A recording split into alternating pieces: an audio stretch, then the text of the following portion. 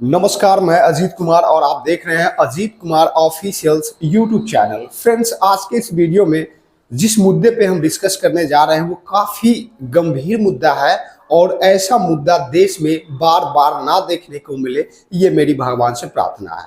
और इस मुद्दे के बारे में आपने ऑलरेडी थंबनेल पे देख लिया होगा। मैंने थंबनेल पे मेंशन किया है कि कितना बेशर्म व्यवस्था है भारत की ये कानून व्यवस्था, जो लोगों को रक्षा देने की बजाय सुसाइड करने पे मजबूर करती है। आइए इस विषय को गंभीरता से समझते हैं, लेकिन इससे पहले छोटा सा हम्बल रिक्वेस्ट करूंगा। चैनल पे पहली बार आए हैं तो चैनल को सब्सक्राइब करके बेल आइकन को जरूर प्रेस कर देना, ताकि इसी तरह के आने वाले नए वीडियो का नोटिफिकेशन आपको सबसे पहले मिल जाए। आज का इस वीडियो जिस पे आधारित है उसका नाम है अतुल सुभाष। जी हाँ फ्रेंड, ये अतुल सुभाष बेंगलुरु के एक आईटी इंजीनियर है और इनकी शादी 2019 में मैट्रिमनी वेबसाइट के थ्रू एक निकिता सिंघानिया नामक लड़की से होती है, जिसका घर लखनऊ के पास जौनपुर में होता है। अगले ही साल इन दोनों पेयर्स के पास एक बेटे का जन्म होता है और वो आज 2024 में पूरे 4 साल का बच्चा हो चुका है। 4 साल होने के बाद जुलाई 2024 में निकिता एक बद्ध चलन कह लो उसको, या फिर एक ऐसे बदमाश महिला उसको समझ लो, जिसके मन में पाप आ जाता है, लोभ आ जाता है, छल आ जाता है और अपने ही पति को ब्लैकमेल करने के लिए पति पे झूठा आरोप लगाती है, कोर्ट के सामने केस करती है और उस पर एक झूठा आरोप लगाती है और उस आरोप में वो कोर्ट के समकक्ष रखती है कि मेरा पति किसी दूसरे महिला के चक्कर में है, ऐसा करके केस करती है और फिर बाद में तलाक मांगती है। ये इन पूरे प्रक्रिया के दरमियान अतुल सुभाष से उसने कोर्ट के जरिए वो 80,000 रुपए महीना वसूल करती है, जबकि वहाँ भी निकिता सिंघानिया संतुष्ट नहीं होती है। ये कोर्ट का एक तरफा फैसला होता है अतुल सुभाष पे, और ये कहा जाता है कोर्ट की तरफ से कि आप दोनों एक साथ नहीं रह सकते, क्योंकि आपकी पत्नी आपके साथ नहीं रहना चाहती है, लेकिन आपकी पत्नी है और आपका बच्चा है, इसीलिए आपको इसका खर्चा उठाना पड़ेगा। और 80,000 रुपये पर माह कोर्ट का फैसला आता है और पिछले 4.5 महीने से अतुल सुभाष अपने पत्नी और 4 साल के बच्चे के भरण पोषण के लिए 80,000 रुपये का महीना मुहैया कराता है। लेकिन यहाँ पे संतुष्ट नहीं होती है निकिता सिंघानिया। निकिता सिंघानिया का मानना है कि हमें 2 लाख रुपए पर महीने चाहिए, लेकिन 80,000 रुपये कोर्ट के जरिए उसे दिया जाता है। लेकिन अतुल सुभाष संतुष्ट नहीं होते हैं, क्योंकि उनके पत्नी के द्वारा कोर्ट के समकक्ष इनके ऊपर जो गंभीर आरोप लगाए गए थे वो झूठा था, बेबुनियाद था। लेकिन अतुल सुभाष की देश का कानून व्यवस्था, देश का लॉ सिस्टम, देश का जुडिशियरी सिस्टम एक तरफा महिला की तरफ फैसला लेते हुए एक भी अतुल सुभाष की नहीं सुनती है। अतुल सुभाष इन 4 महीनों में कोर्ट के समकक्ष कितने बार गिड़गिड़ाता है, कितने बार सबूत पेश करता है, कितने बार ना जाने वो परेशान होता है, कोर्ट से अपने मतलब बेगुनाही की भीख मांगता है, और जो पत्नी उसके साथ कर रही होती है उसके खिलाफ वो बहुत ही ज़्यादा सफाई देने की प्रयास करता है। लेकिन देश का कानून व्यवस्था जो एक तरफा महिला और एंटी लोगों के लिए बनाया गया है, वो शरीफ आदमी की कहाँ सुनने वाली थी। फाइनली अतुल सुभाष दिसंबर महीने में कल की ही खबर है कि वो सुसाइड कर लेता है। सुसाइड करने से पहले वो 24 पेज का एक नोट लिखता है, जिसमें वो अपने बच्चे के लिए कुछ बातें कहता है। कहता तो बहुत कुछ है, लेकिन इस वीडियो में पूरी बातों को रखना हमारे लिए असंभव है, इसलिए कुछ इंपॉर्टेंट बातों को हम रखने जा रहे हैं। अतुल मरने से पहले, सुसाइड करने से पहले जो बयान 24 पेज में लिखा है, उसमें कई सारे इंपॉर्टेंट बातें कहा है, कई सारे चीजें उन्होंने बयान किया है, जिससे साफ जाहिर हो जाता है कि ये जो भारत का कानून व्यवस्था कितना वाहियात व्यवस्था है, कितना बेशरम व्यवस्था है, जो लोगों को न्याय की बजाय सुसाइड करने पे मजबूर करता है।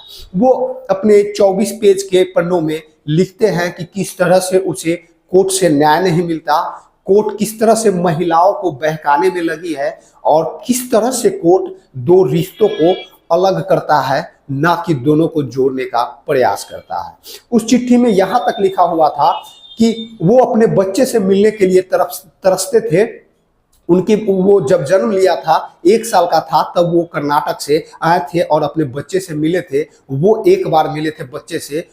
आज मरने समय में उनके उनके उस 4 साल के बच्चे का चेहरा भी याद नहीं था, क्योंकि उन्होंने एक बार ही देखा था। लेकिन उनके अंदर ललक अपने बेटे से मिलने की बार बार हुआ करती थी। लेकिन इसके चलते उनकी बीवी का 30 लाख का डिमांड था कि 30 लाख दोगे तभी मैं अपने बच्चे से आपको मिलने दूंगी।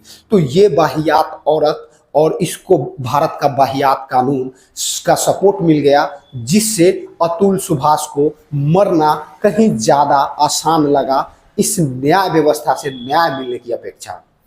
आगे वो लिखते हैं कि मैं अपने पिताजी के लिए अपने बेटे जैसे 100 बेटे को कुर्बान कर सकता हूं और अपने बेटे के लिए मैं 1000 बार खुद कुर्बान हो सकता हूं।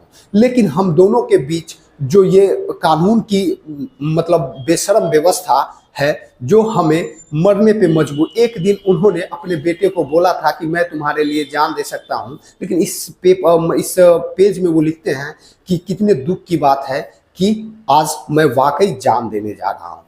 उनके पत्नी के तरफ से उन्हें इतना टॉर्चर किया जा रहा था, कोर्ट तो टॉर्चर कर ही रहा था, उनकी पत्नी कोर्ट के बावजूद इतना टॉर्चर कर रहे थे उसके घर परिवार को, उनके माताजी को, उनके पिताजी को, उनके भाई को।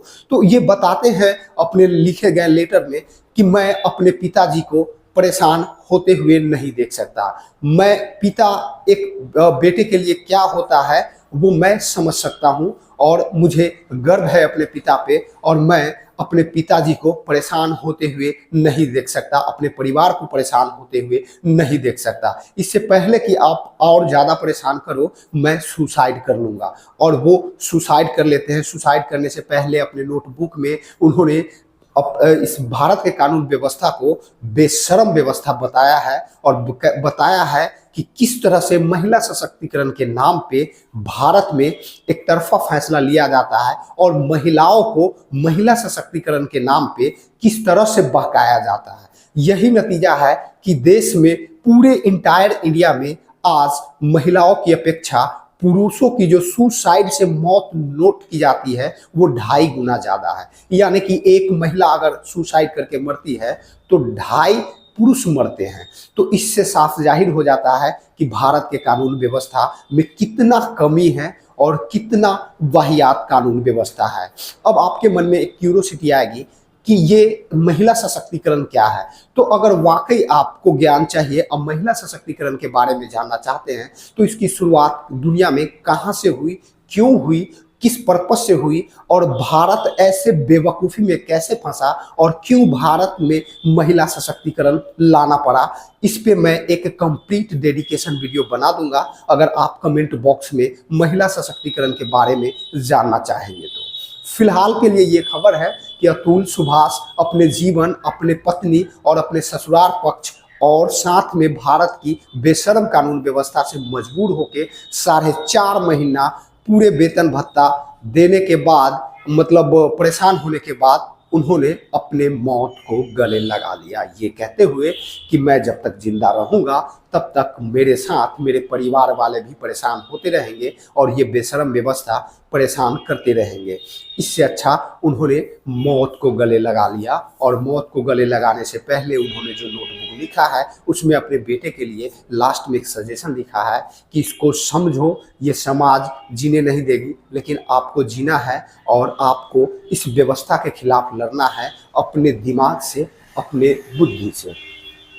तो ये है अतुल सुभाष की दुख भरी कहानी जो कल के डेट में ट्विटर पे पूरे दिन ट्रेंड किया, पूरे सोशल मीडिया पे ट्रेंड किया और देश में ये एक सुर्खी बन के निकला। तमाम पेपर, तमाम नेशनल मीडिया मतलब डोमेस्टिक मीडिया इस मुद्दे को उठाया और पूरे सोशल मीडिया पे कल दिन भर उनकी पत्नी निकिता सिंघानिया और साथ में अतुल सुभाष ट्रेंड करते रह गए, क्योंकि वो उनकी आखिरी दिन थी और आखिरी दिन होने से पहले उन्होंने कोर्ट को बताया था कि मुझे लगता है कि आप लोगों की ये हालत देखे मुझे सुसाइड करना पड़ेगा। तो कोर्ट की जो महिला जज थी उन्होंने भी जवाब दिया कि तो आप भी मर जाओ। ससुराल पक्ष वाले के साथ कोर्ट की महिला जज भी उन्हें मरने का ही सलाह दिया, क्योंकि न्याय तो आपको मिलने वाला नहीं है। तो इतने वाहियात कानून व्यवस्था से जो देश चलेगा, वो देश विश्व गुरु कैसे बनेगा? वो देश दुनिया का तीसरी बड़ी इकोनॉमी कैसे बनेगा? वो देश दुनिया में शक्तिशाली देश कैसे बनेगा? इसीलिए भारत जैसे बड़े मतलब व्यवस्था वाली देश को एक छोटकू सा बांग्लादेश जब चाहे परेशान कर देता है, एक भूखा नंगा पाकिस्तान देश जब चाहे नाक में उंगली कर देता है, एक नेपाल जिसकी कोई औकात नहीं वो भारत को आंखें दिखाता है, एक श्रीलंका जिसकी औकात नहीं वो भारत के हिंदुओं को भगाता है, बांग्लादेश भारत के जमीन पे कब्जा करने की बात कहता है जिसकी कोई औकात नहीं। शायद इसलिए क्योंकि उन सभी को भी पता है कि भारत में जो संविधान है, जो जुडिशियरी सिस्टम है, जो लॉ एंड ऑर्डर है, वो कितना ज़्यादा बेशर्म है और कितना ज़्यादा वाहियात है। अगर वीडियो अच्छा लगा होगा तो जितना संभव हो सके इस वीडियो को अपने फ्रेंड में लाइक शेयर कर दे और इसी तरह के नए वीडियो के लिए चैनल को सब्सक्राइब करके बेल आइकन को जरूर दबा दे। इसी के साथ आज का वीडियो समाप्त होता है। मिलते हैं नेक्स्ट वीडियो में नेक्स्ट अपडेट के साथ, तब तक के लिए जय हिंद।